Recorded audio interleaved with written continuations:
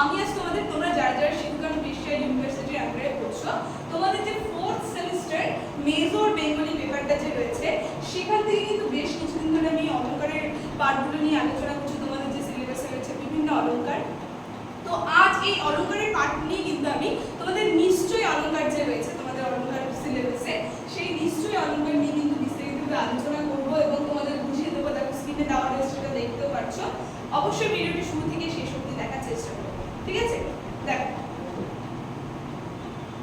প্রথমে সংজ্ঞা, দেখো এখানে সংজ্ঞায় বলে দিচ্ছি। বলা হচ্ছে যে যে অলংকারে উপমান নিষিদ্ধ বা অস্বীকার করে উপমেয় প্রতিষ্ঠা করা হয়, উপমেয়কে প্রতিষ্ঠা করা হয় তাকে নিশ্চয় অলংকার বলে।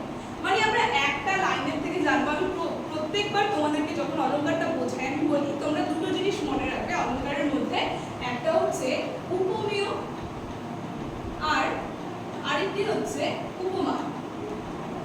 এই দুটো জিনিসের মধ্যে তোমরা দেখবে এই দুটো জিনিসকে কেন্দ্র করে কিন্তু অলংকারগুলো তৈরি হয়। আমরা দেখবো যে অলংকারের মধ্যে, ঠিক আছে, উপমেয় যে আছে এই উপমেয়কে অস্বীকার করা হয়, ঠিক আছে?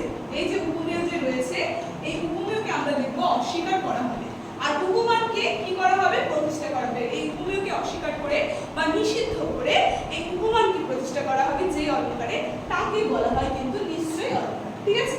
যেমন উদাহরণটা যদি আমরা দেখি আর একটু ভালো করে বুঝতে পারবো। দেখো এখানে বলা হয়েছে উদাহরণে, দেখো এখানে উদাহরণে বলছে যে আমরা ঘুচাবো মাতর কালিমা মানুষ আমরা নহিত মেঘ। বলেছে এই যে বিজয়লাল রয়েছে তিনি তার একটি কাব্যের অংশ থেকে এটা দেওয়া হয়েছে। বলছে যে ঘুচাবো মাতর কালিমা, মানে কালিমাকে বলছে তোমার কালিমা ঘুচাবো মাতর, তার সঙ্গে কি বলছে? মানে এখানে আমরা দেখবো এখানে রয়েছে উপমান, উপমান দেখবো আমরা, উপমান বলা হচ্ছে মেঘ, ঠিক আছে? উপমেয় হচ্ছে হলো মেঘ আর উপমান হচ্ছে হলো আমরা, ঠিক আছে? মানুষ, সরি মানুষ। তো কি বলছে যে আমরা মেঘ আমরা হচ্ছে মানুষ। তো এখানে আমরা দেখবো উপমেয় যে আছে উপমান যে আছে উপমানকে নিষিদ্ধ করে উপমেয়কে প্রতিষ্ঠা করা হলো, এটাই কিন্তু নিশ্চয়ই অলংকারের, ঠিক আছে? তাই এখানে বলছে যে আমরা মানুষ আমরা নহি আমরা মেঘ। এই যে এখানে যে রয়েছে এখানে উপমান যে আছে এই উপমানকে কিন্তু অস্বীকার করা হলো আর উপমেয়কে কিন্তু স্বীকার করা হলো, ঠিক আছে? এটাই কিন্তু নিশ্চয় অলংকার উদাহরণ। দেখো তারপরে বলা হচ্ছে নিশ্চয় অলংকারের কিছু বৈশিষ্ট্য। নিশ্চয় অলংকার যে আছে এটা আমরা কি করেছি? এর কিছু বৈশিষ্ট্য রয়েছে। প্রথম বৈশিষ্ট্যতে দেখো বলছে নিশ্চয় অলংকারে উপমেয় এবং উপমান থাকে এবং তাদের মধ্যে সাদৃশ্য কল্পনা করা হয়। এটা হওয়াটা স্বাভাবিক, মানে দুটো জিনিসের মধ্যে কিন্তু প্রচুর সাদৃশ্য মানে মিল রয়েছে, এটা কিন্তু কল্পনা করা হয়, ঠিক আছে? এই অলংকারের মধ্যে উপমেয় আর উপমান। দ্বিতীয় বৈশিষ্ট্যতে বলেছে যে উপমান সম্পূর্ণরূপে অস্বীকার করা হয়। আমরা দেখবো উপমানকে আমি প্রথমেই বলেছি যখন সংজ্ঞাটা বলেছিলাম তখনই বলেছি উপমানকে অস্বীকার করা হয় আর উপমেয়কে কিন্তু প্রতিষ্ঠা করা হয়, ঠিক আছে? সেটাই এখানে বলছে। দ্বিতীয় উদাহরণে আমরা দেখবো যে অলংকারের মধ্যে উপমানকে সম্পূর্ণরূপে অস্বীকার করা হবে আর তাকে গুরুত্ব দেওয়া হবে সেটা হচ্ছে উপমেয়, ঠিক আছে?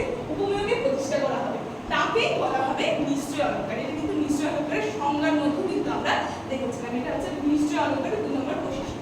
3 নম্বর বৈশিষ্ট্যতে বলেছে, দেখো বলছে যে অস্বীকার বা নিষেধ স্পষ্ট হয়ে ওঠে যে সকল শব্দ দিয়ে, সেগুলি হচ্ছে না নে নয় নহে প্রভৃতি। মানে একটা এই যে বাক্যটা যে রয়েছে এই বাক্যটাকে যে অস্বীকার করা হবে সেগুলো কিন্তু কিছু শব্দ দিয়ে প্রকাশ করা হবে, কিছু নিষেধবাচক শব্দ বা অস্বীকার বাচক শব্দ বলতে পারি আমরা। যেমন না থাকবে বাক্যের মধ্যে, ঠিক আছে? নেই থাকবে, নয় থাকবে, নহে থাকবে। এই যে আগে বললো যে আমরা মানুষ নই, এই যে এই শব্দগুলো কিন্তু আমরা মেঘ নই, সরি আমরা মানুষ, এই যে এই শব্দগুলি কিন্তু প্রয়োগ করা হবে অস্বীকার করার জন্য। তারপরে দেখো 4 নম্বর বৈশিষ্ট্যতে বলেছে যে নিশ্চয় অলংকারে আমরা দেখবো অপহুতি অলংকারের ঠিক উল্টো, ঠিক আছে? মানে অপহুতি অলংকার যে রয়েছে এর আগে অপহুতি অলংকার কিন্তু আমি পড়িয়ে দিয়েছি। অপহুতি অলংকারের সংজ্ঞা উদাহরণ বৈশিষ্ট্য সব আলোচনা করেছি, সেটা যদি না দেখে থাকো অবশ্যই দেখে নেবে। এখানে বলছে যে অপহুতি অলংকার যে রয়েছে সেই অপহুতি অলংকারের কিন্তু ঠিক উল্টো হচ্ছে হলো নিশ্চয় অলংকার, ঠিক আছে? তো নিশ্চয় অলংকার এখানে 4টা বৈশিষ্ট্য নিয়ে কিন্তু আমি তোমাদের সঙ্গে আলোচনা করলাম। আজ আমার আলোচনা একটুকুই ছিল, আলোচনাটা আমি এখানে শেষ করছি। তবে শেষ করার আগে তোমাদের সঙ্গে একটা গুরুত্বপূর্ণ ইনফরমেশন জানিয়ে দিতে, স্ক্রিনে দেখো তোমরা দুটো নাম্বার দেখতে পাচ্ছ।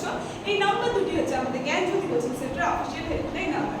এখানে তোমাদের সমস্ত সাবজেক্টের নোটস দেয়, তার সঙ্গে প্রত্যেকটা সাবজেক্টে কিন্তু অনলাইনে ক্লাস করানো হয়।